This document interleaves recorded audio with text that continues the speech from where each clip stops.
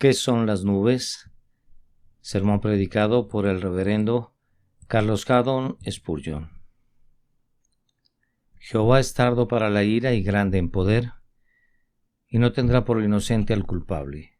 Jehová marcha en la tempestad, y el torbellino y las nubes son el polvo de sus pies. Nahum, capítulo 1, versículo 3.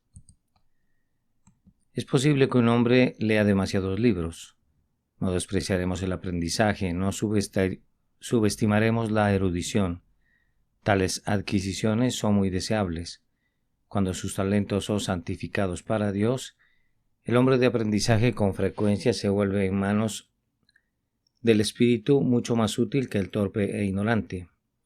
Pero al mismo tiempo, si un hombre adquiere su conocimiento por completo de los libros, no se encontrará a sí mismo como un hombre muy sabio. Existe la posibilidad de acumular tantos libros en su cerebro que ellos no pueden ser útiles, llenándose de pilas de letras y cartas, manuscritos, papeles, copias, folletos, volúmenes, tomos y folios, sobre su cabeza cansada, que su cerebro está absolutamente colapsado y no puede moverse en absoluto. Creo que muchos de nosotros, si bien hemos tratado de aprender por los libros, hemos descuidado los grandes volúmenes que Dios nos ha dado. Hemos descuidado estudiar este gran libro, la Biblia. Además, no hemos sido estudiosos y lo suficientemente cuidadosos del gran volumen de la naturaleza, y hemos olvidado ese otro gran libro, el corazón humano. Por mi parte, deseo ser un estudioso del corazón, y creo que aprendí mucho más de la conversación con mis semejantes de lo que aprendí de la lectura, y el examen de mi propia experiencia y el funcionamiento de mi propio oído que me ha enseñado mucho más sobre la humanidad que todos los libros metafísicos que he leído. Me gusta leer el libro de mis semejantes. Nada me le deleita tanto como cuando veo una multitud de ellos reunidos o cuando tengo la oportunidad de que sus corazones se viertan en los míos y el mío en el de ellos. No será un hombre sabio quien no estudie el corazón humano y no busque saber algo de sus semejantes y de sí mismo. Pero si hay un libro que me encanta leer sobre todos los demás, al lado del libro de Dios es el volumen de la naturaleza. No me importa qué letras son las que leo, si son los deletreos dorados del nombre de Dios allá arriba en las estrellas, o si leo en líneas más ásperas, su nombre impreso en las inundaciones, o lo veo como jeroglífico en la montaña, en esa gran montaña, la cascada o el bosque ondulante. Donde quiera que miro en el extranjero en la naturaleza, me encanta discernir el nombre de mi Padre enunciando en caracteres vivos, y si tuviéramos algún campo un poco más verde que Moorfield, Smithfield y Spatfield, haría lo que Isaac hizo, ir a los campos al atardecer y reflexionar y meditar en el Dios de la naturaleza. Pensé que, al fresco de la noche anterior, reflexionaría con mi Dios por medio de su Espíritu Santo y vería qué mensaje me daría. Allí me senté y miré las nubes y aprendí una lección en el gran salón de la Universidad de la Naturaleza. El primer pensamiento que me sorprendió fue esto. Cuando vi las nubes blancas rodando en el cielo, pensé que pronto vería a mi Salvador montado en el gran trono blanco, cabalgando sobre las nubes del cielo para llamar a los hombres a juicio. Mi imaginación podía traer fácilmente la escena en la que los vivos y los muertos deberían pararse ante su gran trono blanco y escuchar su voz, pronunciar su destino inmutable. Además recordé ese texto en los Proverbios: el que observa el viento no sembrará y el que mira las nubes no segará. Pensé cuántas veces yo y mis hermanos ministros hemos mirado las nubes, hemos escuchado la voz de la prudencia y de la precaución, hemos considerado las nubes, nos detuvimos cuando deberíamos haber estado sembrando porque teníamos miedo de la multitud, o nos negamos a cosechar y llevar a la gente a nuestras iglesias porque un buen hermano pensó que estábamos demasiado apresurados al respecto. Me levanté y pensé para mis adentros: no consideraré ni las nubes ni los vientos, pero cuando el viento sople un huracán arrojaré la semilla con las manos, si tal vez la tempestad la lleve aún más lejos, y cuando las nubes estén espesas cosecharé y tendré la seguridad de que Dios preservará su propio trigo, ya sea lo que recoja bajo las nubes o al sol. Y luego, cuando me senté allí reflexionando sobre Dios, los pensamientos me golpearon mientras las nubes corrían a lo largo de los cielos. pensamientos que debo darles esta mañana. Confío en que fueron de alguna manera para mi propia instrucción y posiblemente puedan ser para los suyos. Las nubes son el polvo de sus pies. Bueno, el primer comentario que haga sobre esto será: el camino de Dios es generalmente oculto. Esto es lo que recogemos del texto. Al referirnos a la conexión, el Señor marcha en la tempestad y el torbellino, y las nubes son el polvo de sus pies. Cuando Dios obra sus maravillas, siempre se oculta, incluso el movimiento de sus pies hace que se levanten las nubes. Y si estas nubes no son más que el polvo de sus pies, ¿cuán profunda debe ser esa densa oscuridad que cubre la frente del Eterno? Si el pequeño polvo que Él causa es de igual magnitud que nuestras nubes, si no podemos encontrar otra figura para representar el polvo de sus pies que las nubes del cielo, entonces, cuán oscuros deben ser los movimientos del Eterno escondido y cuán envuelto en tinieblas. Esta gran verdad sugerida por el texto está bien confirmada por los hechos. Los caminos de Dios son escondidos. Cowper no dijo mal cuando cantó: Él pone sus huellas en el mar y cabalga sobre la tormenta. Sus huellas no se pueden ver, ya que puestas en el mar, la siguiente ola los elimina, y puesto en la tormenta, como entonces el aire se agita, pronto se borra toda la impresión de las ruedas de su carro. Mire a Dios y lo que sea que se haya dignado hacer, y siempre verá que Él ha sido un Dios oculto, se ha ocultado, y todos sus caminos han sido velados en el más estricto misterio. Considere sus obras de salvación. ¿Cómo se escondió cuando decidió salvar a la humanidad? Él no se reveló manifiestamente a nuestros antepasados. Él les dio simplemente una tenue lámpara de profecía que brillaba en palabras como estas: la simiente de la mujer herirá la cabeza de la serpiente, y durante 4000 años Dios ocultó a su Hijo en misterio y nadie entendió lo que el Hijo de Dios debía ser. El incienso humeante les cubrió los ojos, y aunque mostraba algo de Jesús, se escondió mucho más. La víctima en llamas envió su humo hacia el cielo, y fue solo a través de las brumas oscuras del sacrificio que el judío piadoso pudo ver al Salvador. Se nos dice que los ángeles mismos deseaban investigar los misterios de la redención, pero aunque permanecieron con los ojos fijos en ella, hasta la hora en que la redención se desarrolló en el Calvario, ningún ángel pudo entenderla. El sabio más profundo podría haber intentado descubrir cómo Dios podría ser justo y, sin embargo, el justificador de los impíos, pero habría fallado en sus investigaciones. El hombre más intensamente piadoso podría meditar, con la ayuda de esa porción del Espíritu de Dios que luego fue dada a los profetas, sobre este poderoso tema, y no podría haber descubierto cuál era el misterio de la piedad, Dios manifestado en la carne. Dios marchó en las nubes, caminó en los torbellinos. No se dignó decirle al mundo lo que estaba a punto de hacer, porque es su plan ceñirse en la oscuridad, y las nubes son el polvo de sus pies. Y siempre ha sido tanto en la providencia como en la gracia. Dios nunca condesciende para dejar las cosas muy claras a sus criaturas. Él siempre hace lo correcto y por lo tanto quiere que su pueblo siempre crea que lo hace correctamente, pero si les mostrara que lo hizo, no habría lugar para su fe. Mire las páginas de la historia y vea cuán misteriosos han sido los tratos de Dios. ¿Quién concebiría que un José vendido en Egipto sería el medio para redimir a todo un pueblo del hambre? ¿Quién supondría que cuando un enemigo llegara a la tierra, después de todo, no debería ser sino el medio para traer gloria a Dios? ¿Quién podía imaginar que la sangre de una ramera se mezclara con la genealogía de la que vino el gran Mesías, el Siloj de Israel? ¿Quién podría haber adivinado y mucho menos podría haber compilado el poderoso plan de Dios? La providencia siempre ha sido una cosa oculta, profundo en minas insondables, de una habilidad que nunca falla. Él atesora sus brillantes designios y obra su voluntad soberana. Y sin embargo, amados, usted y yo siempre queremos saber cómo son los tratos de Dios. Hay una guerra en Crimea, hemos tenido algunos grandes desastres en Sebastopol, y estamos volteando los papeles y diciendo: ¿qué está haciendo Dios aquí?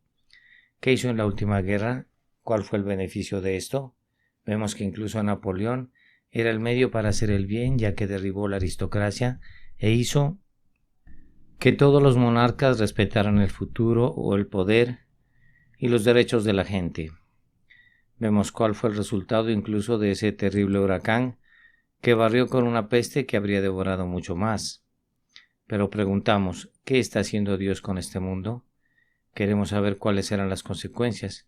Supongamos que debemos humillar a Rusia. ¿Dónde terminaría? ¿Se puede mantener Turquía como un reino separado? Y surgen otras 10.000 preguntas. Amados, pienso. Dejen que los tiestos luchen con los tiestos de la tierra, y como dice un buen viejo amigo mío, que se quiebren ellos mismos si lo desean. No vamos a interferir. Si los tiestos irán a romperse unos a otros, entonces deben hacerlo. Oramos para que la vieja Inglaterra sea la más segura de todas, pero no nos preocupa mucho saber el resultado. Creemos que esta guerra, así como todo lo demás, tendrá una tendencia beneficiosa. No podemos ver en la historia que este mundo haya dado un paso atrás. Dios siempre lo mueve en su órbita, y siempre ha progresado incluso cuando parecía retroceder. O tal vez no estés preocupado por la providencia en una nación. Tú crees que allí Dios se esconde, pero luego hay asuntos relacionados contigo que anhela ver explicados. Cuando estaba en Glasgow revisé una inmensa fundición, una de las más grandes de Escocia, y allí vi una máquina de vapor muy potente que hacía funcionar la maquinaria de todo el edificio. Vi en esa fundición ruedas tan innumerables dando vueltas de una manera y de otra. No podía entender de qué se trataban, pero me atrevo a decir que si mi cabeza hubiera sido un poco más sabia y me hubieran enseñado un poco más de mecánica, podría haber entendido lo que hacía cada rueda, aunque en realidad parecía solo una masa de ruedas muy ocupadas dando vueltas sin hacer nada. Y si me hubiera detenido y preguntado ¿qué está haciendo esa rueda?, un mecánico puede haber dicho gira otra rueda. Bueno, ¿y qué está haciendo esa otra rueda? Hay otra rueda que depende de eso y que de nuevo depende de otra. Entonces, por fin, me habría tomado y dicho, esto es lo que está haciendo toda la maquinaria. Tal vez una barra de hierro pesada, tallada, ranurada y cortada, moldeada y pulida. Esto es que están afectando todas las ruedas, pero no puedo decir por separado qué está haciendo cada rueda. Todas las cosas funcionan juntas para bien, pero lo que están haciendo las cosas por separado sería imposible de explicar. Sin embargo, usted, hijo de Adán, con su intelecto finito, se detiene continuamente para preguntar ¿por qué es esto? El niño ya se ha muerto en la cuna. ¿Por qué le fue arrebatada la infancia? Oh, muerte despiadada, ¿no podrías cosechar maíz maduro? ¿Por qué arrebatar el capullo de rosa? ¿No te convertirías en un rosario de hojas marchitas mejor que estas tiernas flores? Oh, usted exige a la providencia. ¿Por qué me has quitado mi propiedad? ¿Acaso un padre no me dejó adinerado y alguna sanguijuela voraz ha barrido toda mi sustancia? Todo se fue. ¿Por qué esto, oh Dios? ¿Por qué no castigar a los injustos? ¿Por qué debería permitirse que los inocentes sufran así? ¿Por qué debo ser privado de todo? Dice otro. Me lancé a un negocio que era justo y honorable. Tenía la intención, si Dios me hubiera prosperado, de dedicar mi riqueza a él. Soy pobre, mi negocio nunca prospera. Señor, ¿por qué es esto? Y otro dice, aquí estoy trabajando desde la mañana hasta la noche, y con todo lo que hago no puedo salir de mi negocio, lo que me aleja mucho de la religión. Preferiría vivir con menos si tuviera más tiempo para servir a mi Dios. Ah, uno finito. ¿Le pides a Dios que te explique estas cosas? Te digo que Dios no lo hará y Dios no puede hacerlo. Por esta razón no eres capaz de entenderlo. ¿Debería la hormiga preguntarle al águila dónde se lanza en los cielos? Leviatán será interrogado por un pez pequeño. Estas criaturas pueden explicar sus movimientos a las criaturas, pero el Creador omnipotente, el eterno no creado, no puede explicarse bien a los mortales que él ha creado. No podemos entenderlo. Es suficiente para nosotros saber que su camino siempre debe estar en la oscuridad y que nunca debemos esperar ver mucho en este mundo. Este segundo pensamiento es, las grandes cosas para nosotros son pequeñas cosas para Dios. Qué grandes cosas son las nubes para nosotros. Allí las vemos recorriendo los cielos, luego se esparcen rápidamente hasta que todo el firmamento adquiere oscuridad y una oscura sombra se proyecta sobre el mundo. Prevemos la tormenta que se avecina y temblamos ante las montañas de nubes, porque son grandes. ¿Grandes cosas son? No, son solo el polvo de los pies de Dios. La nube más grande que jamás había recorrido la faz del firmamento no era más que una sola partícula de polvo que comenzaba desde los pies del Todopoderoso Jehová. Cuando las nubes se mueven sobre las nubes y la tormenta es muy terrible, no es más que el carro de Dios, ya que se mueve a lo largo de los cielos, levantando un poco de polvo a su alrededor. Las nubes son el polvo de sus pies. Oh, ¿podrían comprender esta idea, mis amigos? O si tuviera palabras para ponerlas en sus almas, estoy seguro de que se sentarán con solemne asombro ante ese gran Dios que es nuestro Padre o que será nuestro juez. Considere que las cosas más grandes para el hombre son cosas pequeñas para Dios. Llamamos grandes a las montañas, pero ¿qué son? No son más que el pequeño polvo de la balanza. Llamamos grandes a las naciones y hablamos de poderosos imperios, pero las naciones ante Él son solo como una gota en el balde. Llamamos a las islas grandes y hablamos de las nuestras con jactancia. Él considera las islas como una cosa muy pequeña. Hablamos de grandes hombres y de poderosos. Los habitantes de la tierra a su vista no son más que saltamontes. Hablamos de orbes pesados que se mueven a millones de millas de nosotros a la vista de Dios. Son pequeños átomos que bailan arriba y abajo en el rayo del sol de la existencia. Comparado con Dios no hay nada grandioso. Es cierto que hay algunas cosas que son pequeñas para el hombre, pero que son grandes para Dios. Tales son nuestros pecados que llamamos pequeños, pero que son grandes para Él. Y sus misericordias, que a veces pensamos que son pequeñas, Él sabe que son misericordias muy grandes hacia grandes pecadores como nosotros. Las cosas que consideramos grandiosas son muy pequeñas para Dios. Si supieran lo que Dios piensa de nuestra conversación, a veces se sorprenderían de ustedes mismos. Tenemos grandes problemas, nos agobiamos y decimos, oh Señor Dios, qué gran problema me agobia. Creo que Dios podría sonreírnos como lo hacemos a veces a un niño pequeño que levanta una carga demasiado pesada, pero que puede sostener entre sus dedos, y se tambalea y dice, Padre, ¿qué peso estoy llevando? Así que hay personas que se tambalean bajo el gran problema que creen que están soportando. Grande, amado, no hay grandes problemas en absoluto. Las nubes son el polvo de sus pies. Si lo consideraras así, las cosas más grandes para ti son pequeñas cosas para Dios. Supongamos ahora que tú tienes todos los problemas de todas las personas en el mundo, que todos vinieron derramándose sobre su devota cabeza. ¿Qué son las cataratas de problemas para Dios? Gotas en el balde, que son montañas enteras de dolor para Él, pues Él toma las montañas como el polvo de la balanza, y Él puede eliminar fácilmente tus pruebas. ¿No te sientes hijo de cansancio y deseo? Y di, mis problemas son demasiado grandes. Escucha la voz de la misericordia, echa tu carga sobre el Señor y Él te sostendrá. Nunca permitirá que los justos sean conmovidos. Oirás a dos cristianos hablar, uno de ellos dirá, oh, mis problemas, pruebas y penas son tan grandes que apenas puedo soportarlos. No sé cómo soportar mis aflicciones día a día. El otro dice, mis problemas y pruebas no son menos graves, pero sin embargo han sido menos que nada. ¿Podría reírme de las imposibilidades y decir qué se harán? ¿Cuál es la razón de la diferencia entre estos hombres? El secreto es que uno de ellos llevaba sus problemas y el otro no. No le importa a un portero lo pesada que puede ser una carga si puede encontrar a otro que lo lleve todo por él. Pero si va a llevarlo todo él mismo, por supuesto que no le gusta una carga pesada. Entonces un hombre soporta sus problemas y casi rompe su espalda, pero el otro arrojó sus problemas al Señor. No importa cuán pesados sean los problemas, si puedes echarlos sobre el Señor. Cuanto más pesados sean, mejor, porque cuanto más te hayas librado, más hay sobre la roca. Nunca tengas miedo de los problemas. Por pesados que sean, los hombros eternos de Dios pueden soportarlos.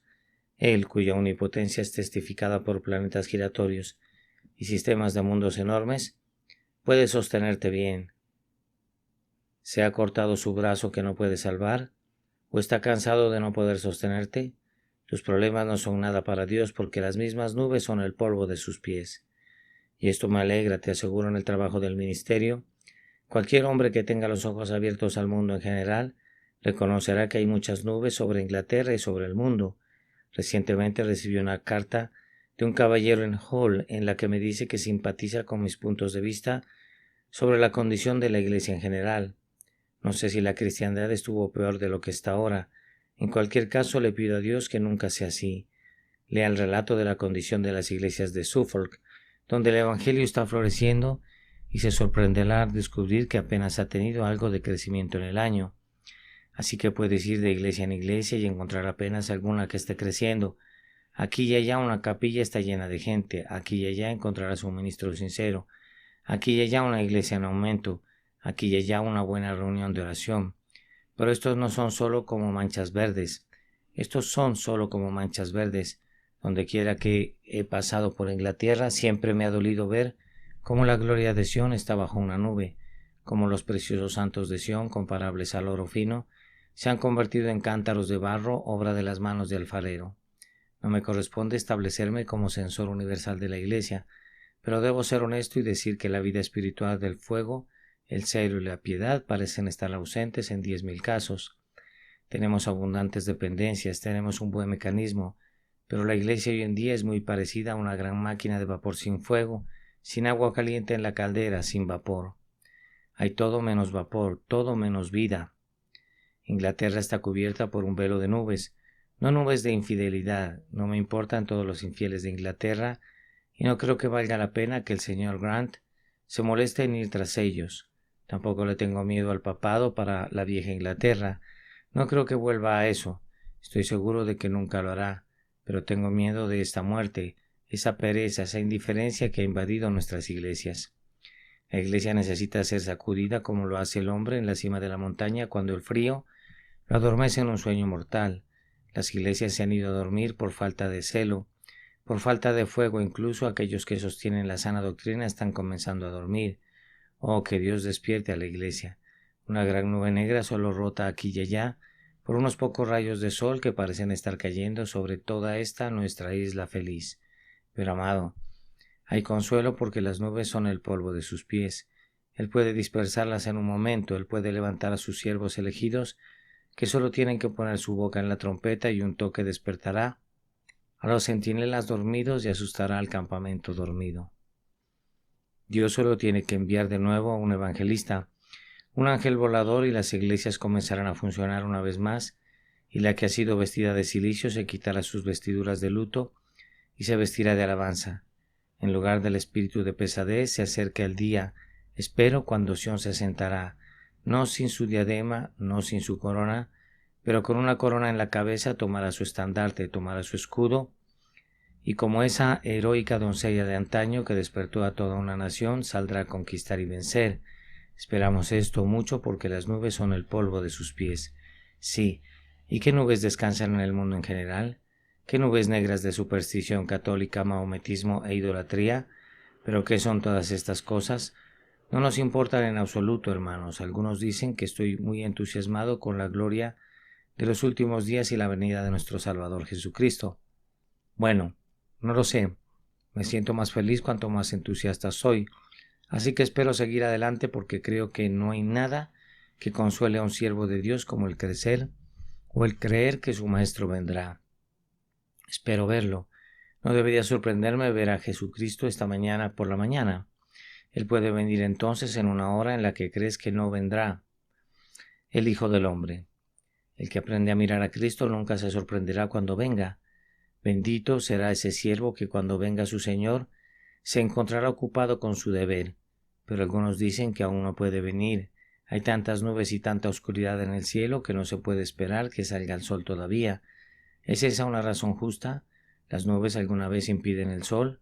El sol se mueve a pesar de todas las bromas, y Jesucristo puede venir con nubes o sin nubes. No queremos luz antes de que aparezca. Él vendrá y nos dará luz, luego esparciendo la oscuridad con la gloria de sus propios ojos. Pero usted dice, ¿cómo se van a derribar estos sistemas idólatras? Dios podría hacerlo en un minuto si quisiera. La religión nunca avanza por años y semanas. Incluso las religiones falsas crecen como hongos mucho más genuinas. Las religiones falsas alcanzaron una porción colosal en muy pocos años. Tomemos el caso del mahometismo. La fe recién nacida del Islam se convirtió en la religión de millones en un periodo increíblemente corto, y si una religión falsa pudiera extenderse tan rápidamente, no correrá una verdadera como fuego en medio del rastrojo cuando Dios hable la palabra. Las nubes no son más que polvo de sus pies. Hace poco tiempo algunos de nosotros estábamos preocupados por este mormonismo y dijimos, nunca se acabará. Algunos tipos torpes en Estados Unidos comenzaron a matar a los pobres mormones y por lo tanto los convirtieron en santos, que era la misma forma de establecerlos. Los cristianos temblaron y dijeron, ¿qué puede ser esto? Tendremos a Sodoma de nuevo. ¿Pero leíste el periódico del jueves pasado?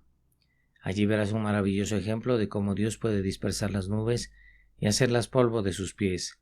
Ha provocado que salgan del suelo cerca de Salt Lake, en Utah, miles de grillos y todo tipo de insectos nocivos que devoran los cultivos.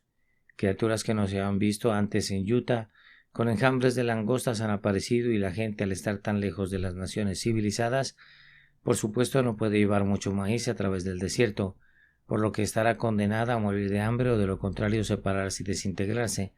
Todo parece indicar que todo el asentamiento de los mormones debe ser destruido por completo, y eso por un ejército de orugas, grillos y langostas.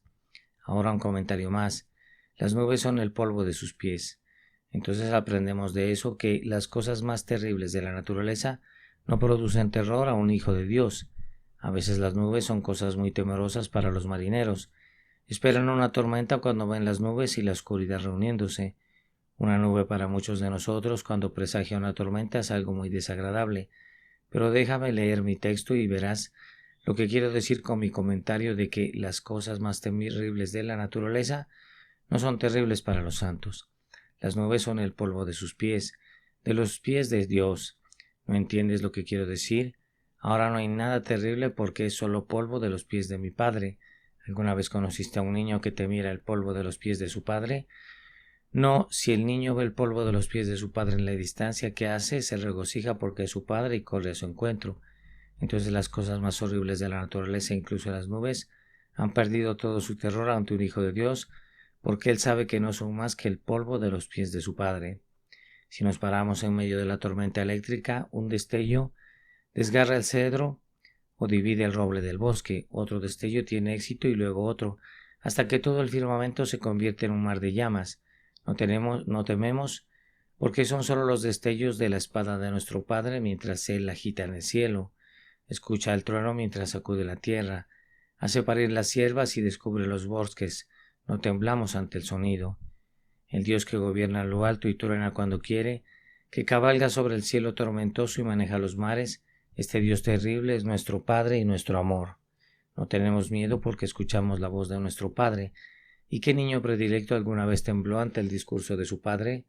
Nos encanta escuchar su voz, aunque es profundo, bajo, sonoro. Sin embargo, amamos su melodía incomparable, ya que proviene desde las profundidades del afecto. Llévame al mar y deja que el barco sea conducido. Ese viento es el aliento de mi Padre. Deja que las nubes se junten, son el polvo de los pies de mi Padre. Deja que la tromba de agua aparezca del cielo. Es mi Padre que sumerge su mano en la fuente de su templo terrenal. El Hijo de Dios no teme nada. Todas las cosas son de su Padre, y ahora despojado de todo lo que es terrible, puede mirarlos con complacencia porque dice: las nubes son el polvo de sus pies. Conduce su carro por el cielo. Debajo de sus pies rugen sus truenos, sacude la tierra, vela el cielo. Mi alma, este Dios adora, Él es tu Padre y tu amor. Cae delante de sus pies y adóralo porque Él te ha amado por su gracia. Sabes que hay muchos acontecimientos aterradores que nos pueden suceder, pero nunca les tenemos miedo si somos santos, porque son el polvo de sus pies. La peste puede devastar esta bella ciudad una vez más. Los miles pueden caer y la marcha fúnebre se verá constantemente en nuestras calles. ¿Lo tememos? No. La peste no es más que uno de los sirvientes de nuestro Padre, y no le tenemos miedo aunque camina en la oscuridad. Puede que no haya trigo. Los rebaños pueden ser cortados del ganado y del establo. Sin embargo, el hambre y la angustia son las obras de nuestro Padre, y lo que nuestro Padre hace no lo veremos con alarma. Hay un hombre allí con una espada en la mano. Es un enemigo y le temo. Mi Padre tiene una espada y no le temo. Prefiero verlo tener una espada porque sé que solo la usará para mi protección, pero habrá una vista más grandiosa, más terrorífica, más sublime y más desastrosa que cualquier cosa que la tierra haya presenciado hasta ahora. Debe venir un fuego ante el cual el fuego de Sodoma palidecerá hasta la nada, y la conflagración de los continentes se hundirá en menos que nada y en vanidad. En unos pocos años más, mis amigos, las Escrituras nos aseguran que esta tierra y todo lo que hay en ella será quemado. Esa profunda masa fundida que ahora se encuentra en el seno de nuestra madre tierra estallará. La materia sólida se fundirá en un vasto globo de fuego. Los malvados, gritando, gimiendo y maldiciendo, se convertirán en una presa de estas llamas que arderán desde el seno de la tierra. Los cometas dispararán sus fuegos desde el cielo. Todos los relámpagos lanzarán sus rayos sobre esta pobre tierra y se convertirá en una masa de fuego. Pero, ¿le teme el cristiano? No. Las Escrituras nos dicen que seremos arrebatados juntamente con el Señor en el aire y estaremos para siempre con Él. Para concluir, la cuarta observación es que todas las cosas son de esta naturaleza y están planeadas para amedrentar al hombre impío. Hombres y mujeres impíos ahora presentes en este lugar de culto. Es un hecho muy solemne que estás enemistado con Dios al haber pecado contra Dios. Dios está enojado contigo, no enojado contigo hoy, sino enojado contigo todos los días, enojado contigo cada hora y cada momento. Es además un hecho muy triste y solemne que llegará un día, hombres impíos, cuando esta ira de Dios estallará y cuando Dios los destruirá y devorará por completo. Ahora escúchame por un momento, mientras trato de hacer que toda la naturaleza te predique una advertencia solemne y que el mundo entero sea un gran sumo sacerdote, levantando su dedo y llamándote a oír por misericordia a Jesucristo, el Rey de Reyes. Pecador, ¿algunas veces has visto las nubes mientras se mueven por el cielo? Esas nubes son el polvo de los pies de Jehová. Si estas nubes no son más que polvo, ¿qué es el mismo? Y luego te pregunto, oh hombre, ¿no eres tan tonto como para estar en guerra con un Dios como este? Sí, las nubes son el polvo de sus pies. ¿Qué tonto eres para ser su enemigo? ¿Piensas estar delante de su majestad? Te digo que te romperá la lanza como si fuera una caña, te esconderás en las montañas, se derretirán ante su presencia, y aunque clames a las rocas para que te escondan, no podrán ocultarte ante sus ojos ardientes. Oh, consideren mis queridos compañeros, criaturas que están enemistados con Dios. ¿No sería una locura si te opusieras a un ángel? ¿No sería la mayor estupidez si comenzaras una guerra incluso con su majestad la reina? Sé que lo sería porque no tienes poder para enfrentarte a ellos, pero considera cuánto más poderoso es el Dios eterno. ¿Por qué, hombre? Él podría poner su dedo sobre ti en este momento y aplastarte como yo podría hacerlo con un insecto. Sin embargo, este Dios es tu enemigo. ¿Lo estás odiando? ¿Estás en guerra con él? Considera además, oh hombre, que te has rebelado gravemente contra él. Has indignado su alma y estás enojado, celoso y furioso contra cada pecador. Considera lo que harás en ese gran día, cuando Dios caerá sobre ti. Algunos de ustedes creen en un Dios que no tiene ira ni odio hacia los malvados. Tal Dios no es el Dios de la Escritura. Él es un Dios que castiga a los impíos. Déjame hacerte la pregunta de la inspiración. ¿Puedes pararte frente a su indignación? ¿Puedes soportar la ferocidad de su ira? Cuando su furia se derrame como el fuego y las rocas sean derribadas por él, piensa, pecador, ¿será bueno estar en manos del Todopoderoso que te desgarra? ¿Pensarás que es fácil acostarte en el infierno con el aliento del Eterno avivando las llamas? ¿Te deleitarás pensando que Dios inventará tormentos para ti, pecador, para hacer que tu destino sea más maldito, si no te arrepientes y te vuelves hacia Él? ¿Qué, hombre? ¿Los terrores de Jehová no son nada para ti? ¿No tiemblas y te estremeces ante la ferocidad de su furia? Ah, puedes reírte ahora, puedes irte, mi oyente, y sonreír ante lo que he dicho, pero el día lo declarará, la hora se acerca y puede ser pronto, cuando la mano de hierro del Todopoderoso esté sobre ti, cuando todos tus sentidos sean las puertas de la miseria, tu cuerpo la casa de la lamentación, y tu alma la personificación del dolor. Entonces no te reirás y lo despreciarás. Por ahora, para terminar, permítanme decirles una palabra más porque, amados, cuando usamos estas amenazas, ¿por qué hablamos de ellas? No es más que la palabra del ángel que, presionando a Lot sobre el hombro, dijo: no mires detrás de ti, no te quedes en toda la llanura, y luego, señalando el fuego detrás, dijo: anda, anda, para que el aguanieve ardiente te alcance y el granizo del Eterno te abrume. Solo mencionamos ese fuego detrás para que el Espíritu te haga oír a la montaña, para que no seas consumido. ¿Preguntas dónde está esa montaña? Les decimos que hay una hendidura en la roca de las edades, donde el más grande pecador aún puede esconderse. Jesucristo, que por nosotros los hombres y para nuestra salvación descendió del cielo. Y quien quiera que esté aquí esta mañana, si es un pecador, ahora lo invitamos a venir a Cristo. Ustedes fariseos que no poseen el título, no les predico ningún evangelio. A ustedes que se creen justos, autosuficientes, no tengo nada que decirles excepto lo que dije, la voz de amenaza. Pero quien quiera que se confiese como pecador tiene la orden de esta mañana para venir a Jesucristo. Ser pecador es el único requisito para la salvación. Si se reconocen pecadores, Cristo murió por ustedes. Y si confías en Él y crees que Él murió por ti, puedes confiar en Él y decir: Señor, seré salvo por tu gracia. Tus méritos no sirven para nada, no puedes obtener ningún beneficio de ellos, tu propio trabajo es inútil, te equivocas como el hombre de la prisión que trabaja en la cinta de correr, nunca obtienes nada por ello, moliendo conchas de ostras sin ningún beneficio para ti. Ven a Jesucristo, cree en Él, y después de que hayas creído en Él te pondrá a trabajar en una nueva obra. Él te dará obras, si tienes fe, incluso la fe es su regalo. Oh, que Él se las dé ahora a mis oyentes, porque Él da generosamente y no reprende. Cree en el Señor Jesucristo, bautízate y serás salvo. Por su gracia. Amén. ¿Qué son las nubes? Este fue un sermón que se predicó la mañana del sábado 19 de agosto de 1855 por el reverendo Carlos Haddon Spurgeon en New Park Chapel, Southwark. Jehová es tardo para la ira y grande en poder, y no tendrá por inocente al culpable. Jehová marcha en la tempestad y el torbellino, y las nubes son el polvo de sus pies. Nahum, capítulo 1 y versículo 3.